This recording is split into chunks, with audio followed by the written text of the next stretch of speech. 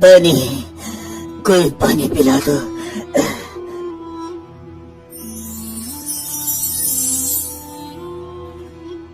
राजकुमारी सुंदरी, तुम मौत की भीख मांगेगी पर तुझे मौत भी नसीब नहीं होगी। सारी जिंदगी तुझे इसी बदसूरत चेहरे के साथ जीना होगा। हाँ। नहीं साधु बाबा, मुझे ऐसा श्राप ना दीजिए। इससे अच्छा है आप मुझे मृत्यु दरास्त श्राप दे दीजिए। मैं ये चेहरा लेकर वापस राजमहल नहीं जाऊंगी। पुराने समय की बात है। इंद्रपुर नामक गांव में एक बादशाह नामक राजा रहा करता था। उसको एक ही पुत्री थी जिसका नाम था राजकुमारी सुंदरी। राजकुमारी सुंदरी का नाम उनकी सुंदरता पे ही रखा गया था।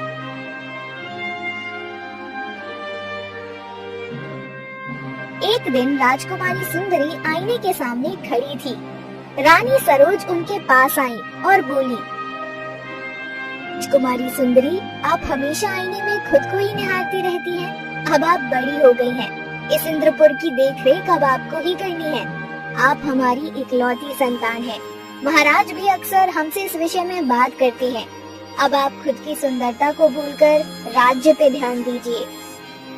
माँ, देखिए ना, जब भी हम आईने के सामने खड़े होते हैं तो हटना ही भूल जाते हैं। ना जाने क्या बात है हमने हमारे चेहरे में, जो हम चाहकर भी आईने से दूर ही नहीं रह पाते। राजकुमारी, हम जानते हैं आप बहुत सुंदर हो, इसलिए तो हमने और महाराज ने आपका नाम राजकुमारी सुंदरी रखा। अब बहुत हो गया सजना संवरना। अब अपनी जिम्मेदारियों का बोझ भी उठाना सीखो। आप अपनी जिम्मेदारियों से क्यों भाग रही हैं? महाराज को ये चिंता अब रात दिन खाई जा रही है।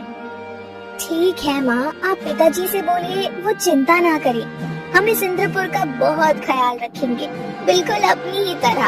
और शायद आपको नहीं पता, हम अपनी सुंदरता के साथ साथ एक अच्छे तीरंदाज भी हैं। हर दिन पिताजी की तरह शिकार पे जाते हैं और कभी खाली हाथ नहीं लौटते। वो बात हम जानते हैं, परंतु किसी जानदार की जान लेना कहाँ की बहादुरी है। हम चाहते हैं तुम लोगों के दुख दर्द को अपना समझो, उनकी मदद करो। माँ, मैं एक राजकुमारी हूँ, मुझसे ये सब नहीं होता। आप ही सोचो उनके बारे में। और आइंदा गांव वालों का जो भी दुख पीड़ा हो वो पिताजी को बताना। मुझे इन सब बातों में मत उलझाओ।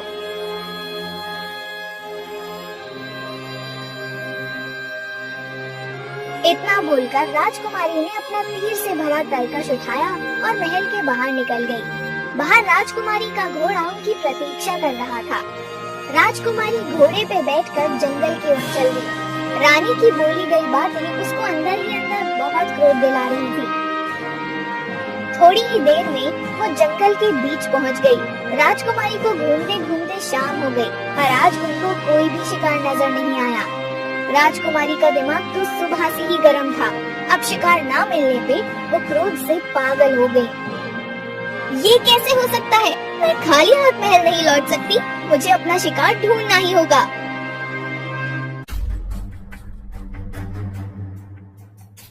कुछ दूर चलकर राजकुमारी को एक पेड़ के नीचे साधु बाबा नजर आए। साधु बाबा ध्यान में मग्न थे। साधु बाबा के बाल और दाढ़ी पूरी सफेद हो चुकी थी। ये बूढ़े बाबा इस उम्र में इतनी बदसूरती के साथ इस संसार में इतनी तपस्या कर रहे हैं। बेचारे साधु बाबा, जब आईना देखते होंगे तो इनको कितना बुरा लगता होगा। मुझे इनको इस बेतुके जीवन से मुक्ति दिला देनी चाहिए। वैसे भी आज कोई शिकार तो मिला नहीं, पूरी रात नींद नहीं आएगी। क्यों ना साधु बाबा और अपना दोनों का भला कर लिया जाए। और वैसे भी माँ कहती है दूसरों के दुख दर्द को अपना समझना चाहिए। इतना सोचकर राजकुमारी ने अपने तरकश से एक तीर निकालकर साधु बाबा पे चला दिया। साधु बाबा को वो तीर सीधा सीने पर आकर लगा, जिससे साधु बाबा वहीं गिर गए। वो अपनी भक्ति में इतने खोए थे कि उनको पता ही नहीं चला कि तीर किसने चलाया है। उनके मुंह से आवाज आई, पानी, कोई पानी पिला दो।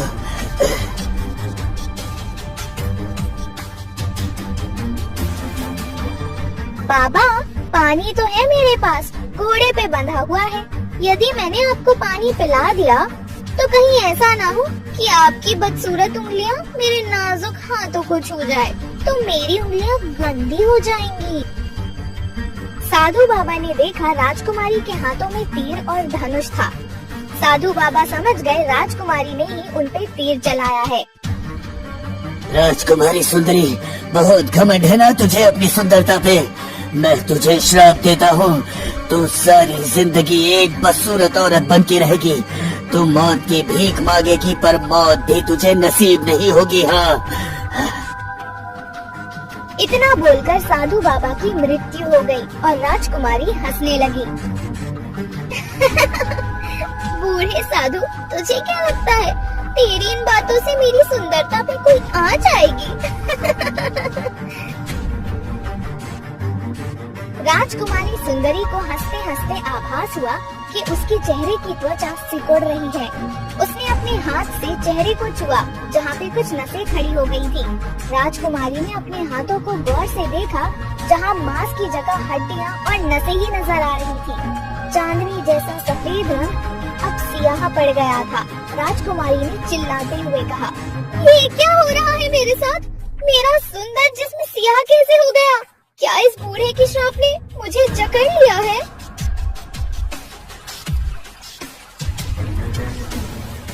राजकुमारी ने पास के तालाब में अपना चेहरा पानी में देखा तो उसके मुंह से खौफनाक चीख निकली। हाँ, ये कैसे हो सकता है? ये नहीं हो सकता। मुझे साधु बाबा से माफी मांगनी होगी। उनके दिए गए श्राप से मुझे वो ही मुक्त करा सकते हैं। राजकुमारी जल्दी से साधु बाबा के पास गई, पर साधु बाबा मर चुके थे। राजकुमारी मायूस होकर महल लौटने लगी। जब वो महल आई तो राजमहल के लोगों ने राजकुमारी को चारों तरफ से घेर लिया। अरे देखो देखो, राजकुमारी के घोड़े पे कोई बदसूरत डरावनी बुढ़िया आई है। अगर ये राजकुमारी के घोड़े पर आई है तो राजकुमारी सुंदरी कहाँ है? कहाँ है वो? हमें जल्द से जल्द ये बात महाराज को बतानी होगी। राजकुमारी सुंदरी ने सैनिकों की बात सुनकर भी कुछ नहीं कहा। राजा और महारानी बेचैनी से राजकुमारी के लौटने की प्रतीक्षा कर रहे थे। राजकुमारी के बदले उस डरावनी बुढ़िया को राजकुमारी के कक्ष की ओर जाते देखकर डर गए। महारानी, ये बूढ़ी औरत कौन है और ये हमारी राजकुमारी की कक्ष की ओर क्यों जा रही है? महाराज, हम भी वही सोच रहे हैं। चलो चलकर देखते हैं। राजा और रानी जैसे ही राजकुमारी के कक्ष में पहुँचे तो देखा कि राजकुमारी ने अपने कक्ष में लगा हुआ मुआयना चूर चूर कर दिया, जिसके सामने राजकुमारी पूरा समय बिताया करती थी। कौन हो तुम और तुम्हारी जरूरत कैसे हुई हमारी राजकुमारी की चीजों को तोड़ने की? क्या तुम नहीं जानती ये हमारी बेटी के लिए कितनी अहम थी? महाराज, आप देख क्या रहे हैं? जल्दी से सैनिकों को बुलवाएं और इस बूढ़ी औरत को जल्द से जल्द कारावास में बंद करा दीजिए। आपने देखा ना, इसने हमारी राजकुमारी का घोड़ा भी चुराया है और महल में भी घुस आई है। माँ, मैं राजकुमारी सुंदरी ही हूँ। राजकुमारी सुंदरी ने राजा और रानी को जंगल और साधु बाबा की सारी बातें बता दी। ये क्या कर दिया आपने राजकुमारी? साधु बाबा के श्राप से अब आपको कोई नहीं बचा सकता, कोई भी नहीं। ऐसा ना बोलिए महारानी, हमको हमारी राजकुमारी को इस श्राप से मुक्त कराना है। कोई ना कोई तोड़ हम जरूर निकाल लेंगे महारानी। पिताजी, हम इस बदसूरत चेहरे के साथ नहीं रह सकते। जल्दी कुछ कीजिए ना। आप फिक्र ना करें राजकुमारी, कल हम सारे गांव वालों को बुलवाकर उनसे इस बात का जिक्र करेंगे। कोई ना कोई तोड़ तो जरूर मिल जाएगा। पिताजी, लोगों को हमारी बदसूरती के बारे में पता लगा तो कोई हमारी इज्जत नहीं करेगा। राजकुमारी, ऐसा नहीं है। अगर आप सुंदर थी तभी लोग आपकी इज्जत करते थे। इज्जत शक्ल सूरत से नहीं मिलती, एक अच्छे दिल से मिलती है। अगर हमने गांव वालों के लोगों से ये राज छुपाया तो इसका समाधान नहीं मिलेगा। ठीक है पिताजी, जो करना है कीजिए, परंतु हमें इस श्राप का हर हाल में तोड़ ढूंढना है।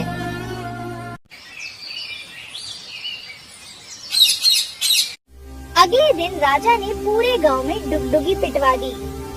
सुनो, जो भी राजकुमारी के श्राप का तोड़ बताएगा वो इंद्रपुर के राज्य का आधा हिस्सेदार होगा। सुनो सुनो सुनो। कुछ ही देर में महल के अंदर लोगों की भीड़ लगनी शुरू हो गई, परंतु किसी के पास भी साधु बाबा के श्राप से मुक्ति का समाधान नहीं था।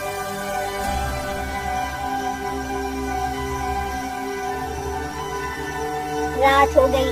राजा निराश होकर अपने कक्ष की तरफ बढ़ गए।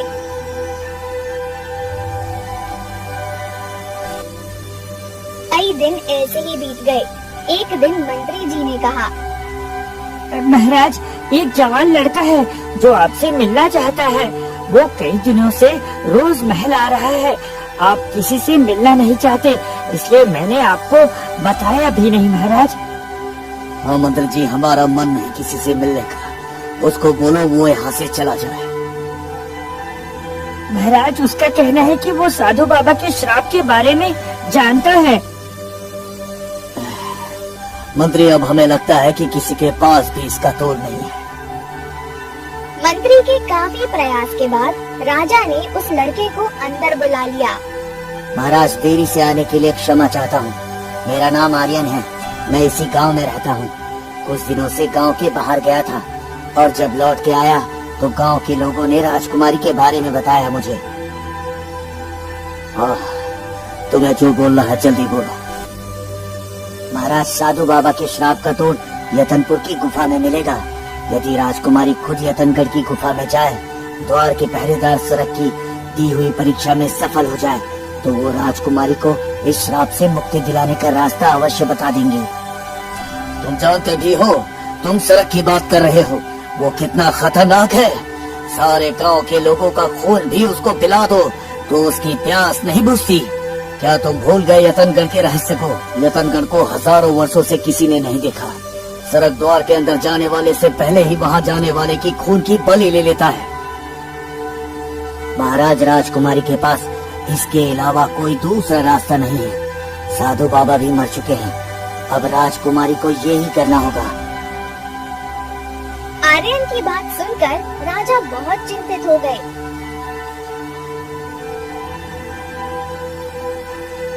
उन्होंने राजकुमारी और महारानी को आर्यन की सारी बातें बता दी। पिताजी, मैं कल ही रतनपुर के जंगल जाऊंगी और सड़क की दी हुई परीक्षा को भी अवश्य पार करूंगी और जल्द ही इस श्राप से मुक्त हो जाऊंगी।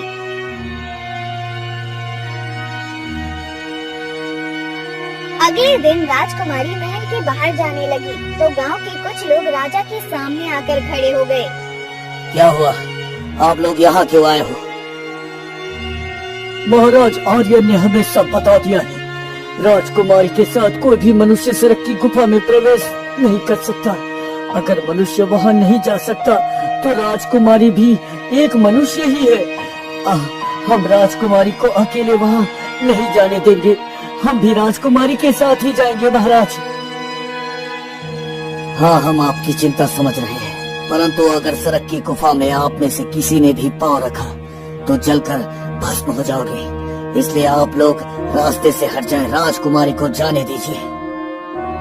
महाराज, हम सड़क की गुफा में तो नहीं जा सकते, परंतु यतनगढ़ के जंगल में तो जा सकते हैं। जब राजकुमारी गुफा के अंदर जाएगी तब हम उनकी बाहर प्रतीक्षा करेंगे। हम हमारी राजकुमारी को अकेले नहीं जाने दे सकते महाराज।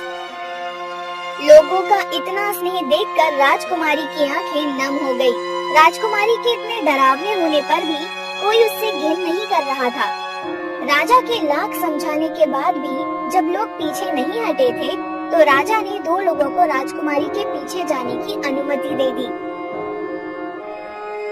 कुछ ही देर में वो यतनगढ़ के जंगल में पहुंच गए। जंगल बहुत ही खौफनाक था। जंगल में जाकर राजकुमारी ने उन 2 लोगों को वहीं रोक दिया। लोग वहीं रुककर राजकुमारी की प्रतीक्षा करने लगे।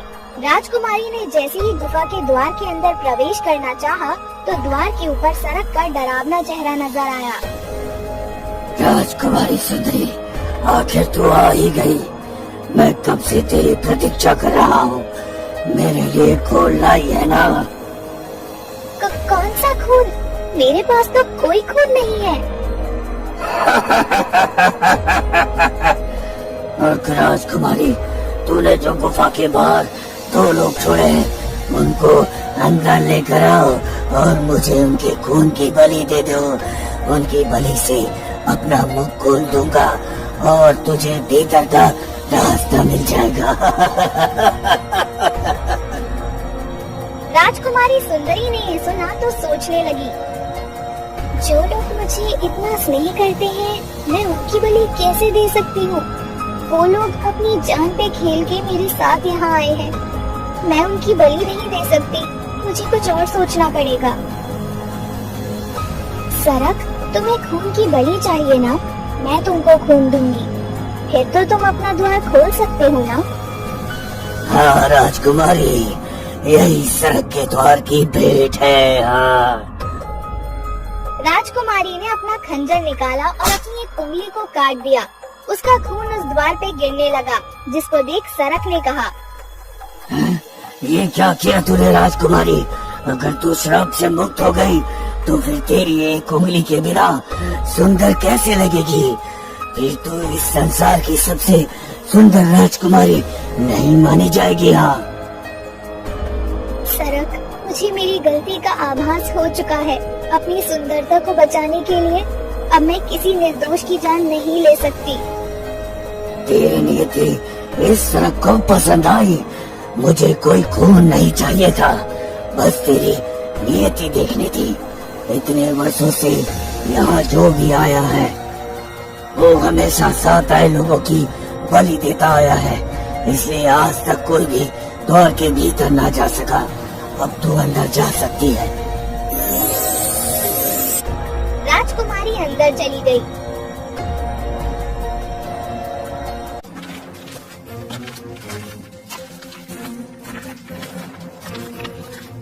अंदर आकर राजकुमारी ने देखा वो पूरा गांव था। वहाँ सब लोग आंखें खोल के सो रहे थे। किसी के हाथ में पानी की बाल्टी थी, किसी के हाथ में खाना। कोई अपने खेतों में काम कर रहा था। उनको देख के ऐसा लग रहा था वो काम करते करते ही सो गए। राजकुमारी उनको देखकर आश्चर्य से बोली, यहाँ तो सभी सोए हैं और लगता है सालों से ये लोग ऐसे ही सो रहे हैं। ये मेरी मदद कैसे कर सकते हैं? राजकुमारी ने देखा वहाँ एक कुआं है। उस कुएं का पानी उबल रहा है। हमने आज तक जितने भी कुएं देखे हैं उससे लोग बाल्टी से ही पानी निकालते हैं, फिर ये पानी खुद कैसे बाहर आ रहा है? राजकुमारी ने उस कुएं का पानी एक बाल्टी में भरा, जिससे पानी का रंग जामुनी हो गया। राजकुमारी ने उस जामुनी पानी के बाल्टी में झांका तो उस पानी में राजकुमारी को अपना वही सुंदर चेहरा दिखा जो साधु के श्राप देने से पहले था। ये पानी तो मेरा असली चेहरा दिखा रहा है। ये जरूर कोई जादुई पानी होगा। मुझे इस पानी को पी लेना चाहिए। राजकुमारी ने जैसे ही वो पानी पीना चाहा, तभी रंग बिरंगी किरणों के साथ एक ज्ञानी बाबा प्रकट हुए। राजकुमारी, आपके पास कुछ ही पल है सोचने के लिए। आपको बहुत ही सावधानी से इस काम को अंजाम देना होगा। यदि आप इस कार्य को करने में सक्षम हो गई तो आप इस श्राप से मुक्त हो सकती हैं। मुझे क्या करना चाहिए ज्ञानी बाबा? तुमको अपने मस्तिष्क के साथ साथ हृदय से भी सोचना होगा। इतना बोलकर ज्ञानी बाबा रंग बिरंगी किरणों के साथ गायब हो गए। राजकुमारी सोचने लगी, अगर ये ज्ञानी बाबा यहाँ सिर्फ मुझे सतर्क करने आए हैं तो कोई ना कोई खतरा जरूर होगा। राजकुमारी ने उस पानी को उन लोगों पे छिड़क दिया जो खुली आंखों से सोए हुए थे। राजकुमारी के पानी डालते ही वो सब लोग गहरी नींद से जाग उठे। तभी एक आदमी वहाँ आया। उसने सुंदर वस्त्र और आभूषण पहने हुए थे। उसने राजकुमारी से कहा, मैं इस रतनगढ़ का राजा हूँ। हजारों वर्षों से हमारे यतनगढ़ को श्राप मिला था, जिसके कारण हम लोग सदियों से सोए हुए थे। कैसा श्राप? रतनगढ़ में एक बिना बाल वाली औरत आई थी। पूरे गांव वालों ने उसका मजाक बनाया था। लोग उस पे पत्थर और कंकड़ भी बरसाते थे। एक दिन वो अपनी पीड़ा लेके महल भी आई, परंतु मैंने अपने सैनिकों से उसको महल से बाहर फेंकवा दिया, जिस कारण उस औरत ने यतनगढ़ को श्राप दे दिया और यतनगढ़ जागते जागते ही सोता रह गया। इतना ही नहीं, उस बुढ़िया ने इस महल के द्वार पे सड़क को भी विराजमान कर दिया ताकि कोई अंदर आकर हमें श्राप से मुक्त न करा दे। तुमने हमारी सहायता की, तुम्हारा बहुत बहुत धन्यवाद, बहुत बहुत धन्यवाद। उस औरत ने अगर आपको श्राप दिया तो फिर इस कुएं के पानी को इतना नजदीक क्यों रखा? वो औरत हमारी बेबसी को देखना चाहती थी। हमारे सामने हमारे ठीक होने की औषधि थी, लेकिन हम चाहकर भी उसका इस्तेमाल नहीं कर सकते थे। ये बात हमें हर दिन बेबस बनाया करती थी। यदि कोई अंदर आ भी गया तो वो खुद के श्राप से मुक्त होगा। वो हमसे पहले खुद को ठीक करने के बारे में सोचेगा, परंतु तुमने खुद से पहले वो जामुनी औषधि हम पे छिड़क दी। बताओ तुम्हें बदले में क्या चाहिए? हम राजकुमारी सुंदरी हैं। हमें इसी कुएं का जामुनी पानी चाहिए ताकि हम फिर से जवान और सुंदर हो सके। राजकुमारी ने साधु बाबा की सारी बातें राजा को बता दी। राजकुमारी, ये जामुनी औषधि आपको ठीक नहीं कर सकती। आपको सिर्फ एक चीज ठीक कर सकती है, जिसके बारे में सिर्फ हम चाहते हैं। हमारे महल से उत्तर की ओर एक जादुई बगीचा है। उस बगीचे में एक अनार का पेड़ है। यदि आपने उस पे लगे एक अनार को तोड़कर खा लिया तो आप ठीक हो जाएगी। बस याद रहे, उस अनार के पेड़ पे एक जिन का बहुत खतरनाक छोटा सा बच्चा रहता है। वो आपको इतनी आसानी से अनार लेने नहीं देगा। आपका शुक्रिया। मुझे उत्तर की ओर चलना चाहिए।